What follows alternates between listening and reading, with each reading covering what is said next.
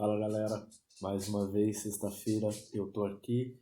Hoje com vocês o Sextou Verbo vai trazer um conteúdo um pouquinho diferente, porém eu diria que tão ou mais necessário, porque, sei lá, é uma questão um pouco estrutural. Então eu vou deixar para você que já conhece o quadro, que já está na expectativa de saber o que é isso aqui que está aqui, embora você talvez já tenha conseguido ler, e na expectativa de acompanhar muito mais que vem aí no futuro. Então, gente, deixa seu like, se inscreve no canal, porque hoje a gente vai falar de um livro muito bom, muito pesado, e muito pesado no sentido de denso, de rico, de...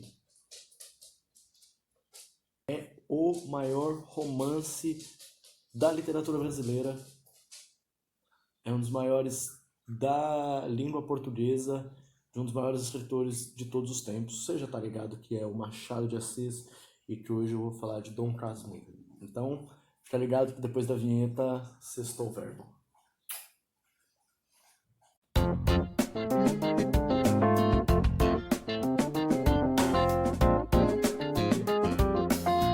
Dom Casmurro é um daqueles livros que quem já ouviu falar, quem já leu, quem leu por alto, fez prova na escola, não sei o que, tem uma opinião. E acho que não é spoiler para ninguém falar que é um livro que fala muito, ou que versa, que pensa, que se coloca propondo discutir, analisar, visualizar a temática do adultério. Então a gente, quando fala, assim, até um joguete que muitas faculdades de direito têm, que é defender ou acusar a Capitu, traiu ou não traiu, traiu ou não traiu, é tipo um dos grandes dilemas que constrói a identidade do brasileiro, é a fidelidade ou não da Capitu. E eu vou até dar um contexto sobre o livro, eu vou falar um pouco sobre ele, falar sobre Machado, mas eu queria deixar marcado duas coisas antes de eu fazer isso, duas coisas muito importantes sobre esse livro que eu acho que precisam ficar marcadas. Um que é um romance realista. Então, romance é na linha daquelas coisas óbvias, mas que precisam ser ditas. Romance não necessariamente é uma história de amor, não necessariamente é uma história romântica. Existem romances de N formas, de N períodos, de N escolas literárias diferentes. Romance é um gênero textual. Essa é outra palavra que eu quero deixar marcada. Perspectiva, trazer essas visões, essas construções, era extremamente complexo e rico naquela época. Se hoje a gente olha para o Machado, para o trampo dele, não só o Dom Casmurro, e enxerga a genialidade, naquela época, assim, na minha perspectiva, parece ainda mais genial, sabe? Porque você considerar que hoje a gente lê e tendo ele como referência, a gente chega dificilmente em alguma descrição, alguma narração, alguma construção literária próxima disso. Assim, eu escrevo faz tempo e assim, é absolutamente impensável chegar próximo de qualquer dedinho de, assim, sabe? Parece um pouco de idealização, mas se você não leu Dom Casmurro, talvez você ache que é idealização. Se você leu, você sabe do que eu tô falando. É nesse primeiro capítulo que ele vai discutir o porquê do título, ele vai se apresentar enquanto Dom Casmurro e contar de onde vem. Então, vou ler para você um pouquinho ó, do título. Uma noite dessas, vindo da cidade para o Engenho Novo, encontrei no trem da Central um rapaz aqui do bairro que eu conheço de vista e de chapéu. Cumprimentou-me, sentou-se ao pé de mim, falou da lua e dos ministros, acabou recitando-me versos. A viagem era curta e os versos pode ser que não fossem inteiramente maus. Sucedeu, porém, que como eu estava cansado, fechei os olhos 3 ou 4 vezes. Tanto bastou para que ele interrompesse a leitura e metesse os versos no bolso. Continue, eu disse acordando. Já acabei, murmurou ele. São bonitos. Vi ele fazendo gesto para tirá-los do bolso outra vez, mas não passou do gesto. Estava amuado. No dia seguinte entrou a me dizer nomes feios e acabou alcunhando-me, apelidando-me Dom Casmurro. Os vizinhos que não gostam dos meus hábitos reclusos e calados, meio quietos, deram curso à alcunha, que afinal pegou. Nem por isso eu me zanguei. Contei a anedota engraçadinha aos amigos da cidade e eles, por graça, chamam-me assim até em alguns bilhetes. Dom Casmurro, domingo vou jantar com você. Vou para Petrópolis, Dom Casmurro. A casa é a mesma de Renânia. Vê se deixas essa caverna do Engenho Novo e vai passar uns 15 dias comigo. Meu caro Dom Casmurro, não cuide que o dispenso do teatro amanhã. Venha e dormirá aqui na cidade. Casmurro não está aqui no sentido que lhes dão, mas no que lhe pôs vulgo o homem calado e metido consigo. Dom, vem por ironia. pra me dar uns ares de fidalgo. Tudo por estar tirando um cochilo, tudo por uma piscadela. Também não achei melhor título para minha narração. Se não tiver outro daqui até o fim do livro, vai esse mesmo. O meu poeta do trem ficará sabendo então que não lhe guardo rancor. E, com pequeno esforço, sendo o título seu, poderá cuidar que a obra é sua. Há livros que apenas terão isso de seus autores, alguns nem tanto.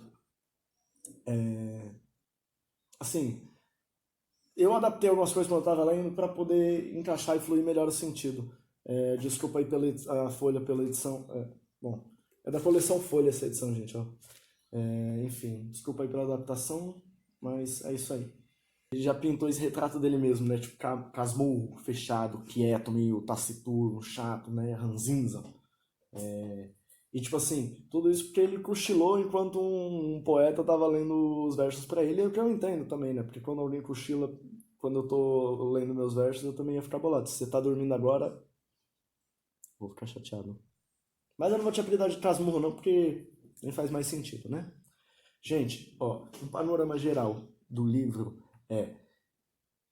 ele é construído a partir da perspectiva de uma personagem só.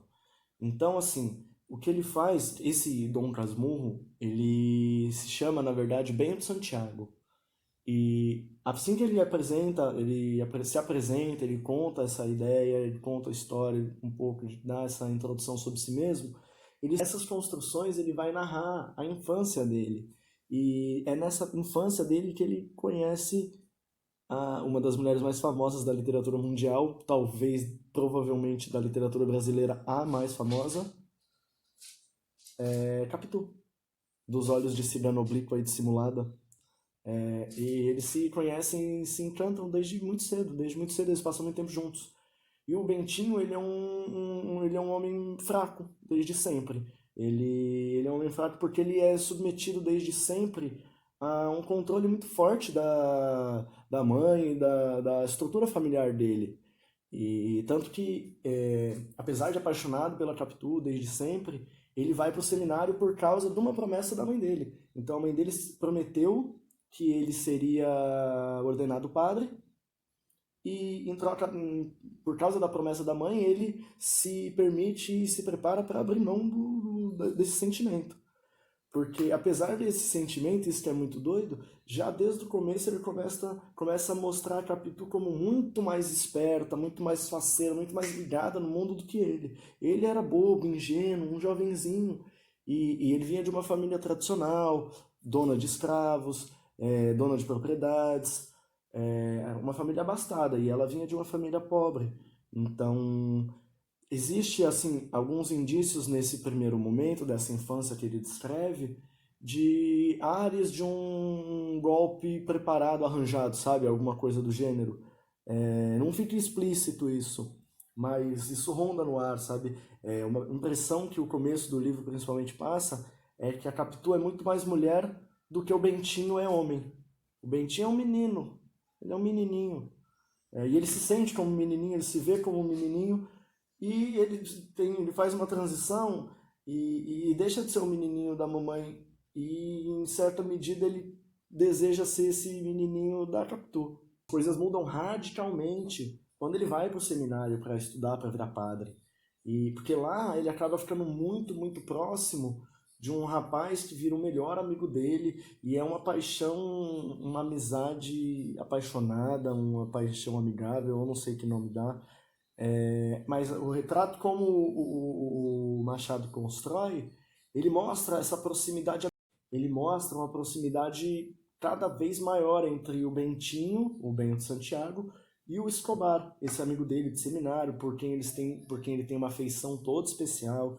Eu não vou ler aqui, porque senão os relatos vão ficar muito grandes, mas Petipa sabe uma descrição bem idealizada, bem apaixonada, apesar de mantidas as máscaras das amizades e tudo mais. Pois bem, isso se desenrola, acaba que um agregado da família do Bentinho consegue dissuadir a mãe dele da promessa, acaba dando um jeito, mudando a promessa para cá, fazendo uma engenharia de promessa, como diria uns mestres de falcatrua, fazendo uma engenharia nas relações, De forma que daí o Bentinho não precisa mais cumprir a promessa, ele não precisa mais virar padre. A promessa vai ser cumprida de outro jeito, ele está livre. Então, ele se vê ao mesmo tempo livre para poder ir atrás do amor da Capitu, que sempre foi o ideal, e ao mesmo tempo ele se sente afastado daquela relação com o Escobar, que era tão central na construção, na forma dele de perceber as coisas, sabe? De se perceber também, porque foi a primeira vez que ele se... não é a primeira vez, mas é uma relação um pouco mais identificada, sabe? Com o Escobar eles se olhavam de igual para igual, apesar das grandes diferenças. Ele descreve o Escobar de uma forma bem idealizada, e mesmo assim existe uma identificação entre eles. Agora, com a Capitu, ou com a própria mãe dele, há um distanciamento muito grande, e aí ele se enxerga fragilizado.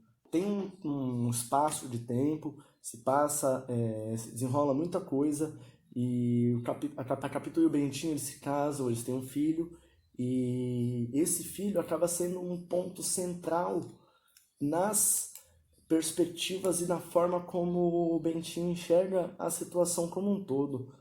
Porque da mesma forma idealizada como ele enxergava o Escobar, ele enxerga a Capitu, só que meio que com um sinal trocado.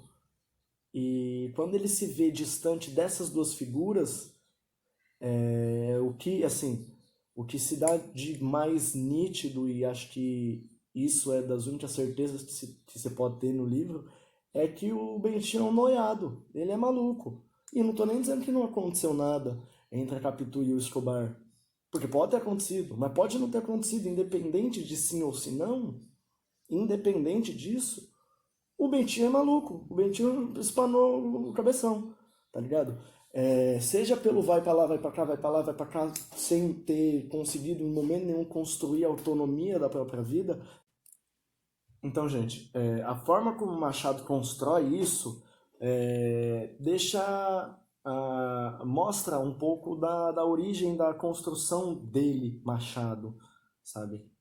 O Machado era um homem de cor, filho de lavadeira, gago, manco, teve N trabalhos na vida, e é a partir, através dessa vivência, que ele conseguiu construir e mostrar e expandir alguns arquétipos, algumas ideias, algumas perspectivas, sabe? Porque apesar de estar próximo a esse meio, ele não fazia parte desse meio, estava inserido sem estar inserido de verdade, porque sendo negro, gago, manco, filho da lavadeira, ele não era alguém de prestígio e mesmo assim conseguiu se tornar o que se tornou. Então, assim, é uma visão muito específica, muito particular, que ele consegue lançar sobre a sociedade da época para construir isso. Por isso, é um dos motivos que ele é classificado como um autor romântico. As obras dele são classificadas como realista. Por isso que ele é realista, porque ele expõe as nuances da sociedade de formas que a sociedade mesmo não conseguia olhar. Ela não conseguia enxergar essas nuances dessa forma. E, em parte, continua não conseguindo enxergar. O fato da gente estar até hoje discutindo, traiu, não traiu, traiu, não traiu, traiu, não traiu, traiu, traiu, não traiu, traiu, não traiu, traiu, não traiu, não traiu, mostra que a nossa perspectiva, a nossa visão sobre o Dom Casmurro, sobre o próprio Machado, sobre o processo de embranquecimento que aconteceu na figura do Machado de Assis, a gente ainda não conseguiu se aprofundar e construir formas de ver e de pensar a respeito de verdade. Conseguiu, não é isso? Mas em muito a gente ainda peca, a gente ainda fica muito na superfície, a gente não consegue se aprofundar. Lógico, a gente não consegue pela complexidade, mas em muito a gente não consegue por falta mesmo, falta de nós, leitores, escritores, pensadores, professores, educadores, todos. Falta, sabe? Não só reforço no clássico, mas principalmente nos pré-clássicos, no que é dito que fica de fora, ou nas perspectivas que não são vistas. Porque, assim, só para fazer o paralelo com o embranquecimento do Machado, toda vez que uma pessoa de cor produz ou cria algo genial, uma das ferramentas da supremacia branca é deslegitimar ou mudar a origem daquilo. Então, o Machado, para escrever Dom Casmurro e Memórias Póstumas e tudo que ele escreveu, o seu gênio que foi, ele tinha que ser branco. Assim como as pirâmides no Egito não podem ter sido construídas por gente de cor, tem que ter sido alienígena. Então a gente segue, por exemplo, ultra vangloriando umas cabanas meio escrotinha da era viking, porque era nórdico, e as putas civilização ameríndia ou do Crescente Fértil, do Oriente e da África, tipo deslegitimado, bombardeado, esquecido, vilipendiado. Então assim, isso também é uma coisa que é uma questão de perspectiva. Porque assim como você olha para Capitu sempre, sempre, sempre através dos olhos do Bentinho, a gente olha para os países colonizados sempre, sempre, sempre através dos olhos do colonizador. Porque uma das tarefas e missões do colonizador foi apagar a voz do povo colonizado. Então, assim, eu sei que eu estou fazendo um pss, mas é uma questão de paralelo, sabe? Por exemplo, quando me perguntam o que você acha da Venezuela, da Coreia do Norte, eu não sei. Eu não sei, eu não faço a menor ideia, eu não tenho como saber, eu não tenho como saber. Porque todas as informações que me vêm, tudo que chega até mim, vem de uma mesma fonte. Eu só consigo olhar pelos olhos de Bentinho. E pelos olhos de Bentinho, existem problemas. Mas existem problemas no que é visto e também existem problemas nos olhos do Bentinho, porra. Sabe? Enxergar tudo através das mídias que chegam até a gente traz uma visão no sentido de homogeneizar. Uma das funções da televisão e das mídias, dessas coisas, é fazer todo mundo pensar mais ou menos igual. Ou dentro de algumas caixinhas bem delimitadas, sabe? Assim, ou essa, ou essa, ou essa.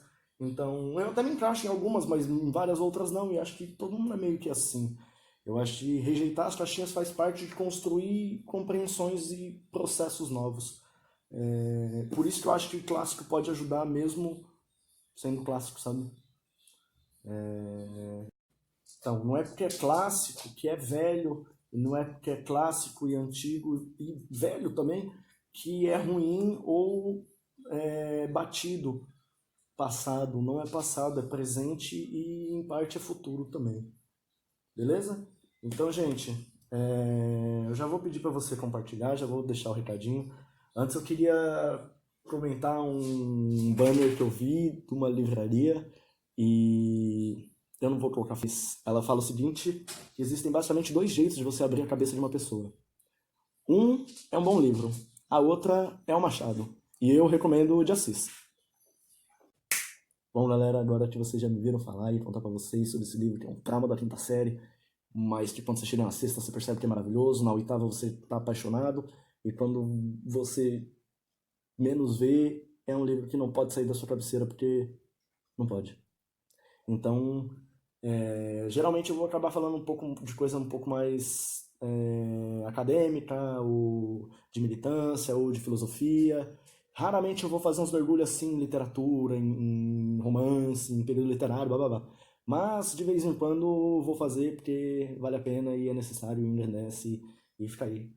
Então, gente, a sugestão dessa semana para vocês é Dom Casmurro, Machado de Assis. Leiam, leiam, leiam sempre. Sempre. Não só o Machado. Não só o Machado. Tá bom? Boa sexta-feira para vocês. Um beijo. Fiquem bem. A luta. A gente não pode deixar a ignorância vencer. Bom fim de semana.